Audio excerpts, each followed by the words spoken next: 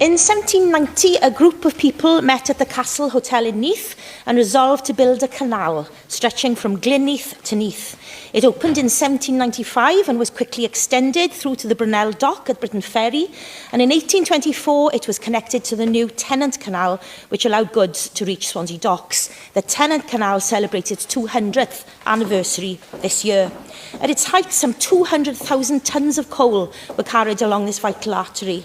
However, following the development of the Vale of Neath Railway in the mid-19th century, Neath Canal steadily lost out and ceased to be used as a means of transporting goods. Revenue for the owners was maintained by supplying water to local industries, but slowly parts of the canal were filled in, built over and faded from memory, and now even those industries have gone. Today, the Tŷ Banc Canal Group, an amazing volunteer group, have begun working with the owners, St Modwen, to ensure the canal is preserved for future generations as a vibrant, sustainable community asset and resource.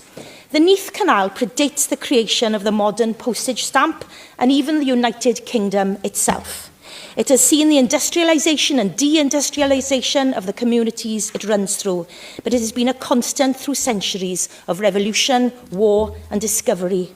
As Neath Canal is about to reach its 250th birthday over this next year, ours could be the generation to see the canal fade away completely, or ours could be the generation to see the canal renewed and repurposed. Diolch to all the volunteers and groups who are working so hard to ensure the right choice for the future of the canal is taken.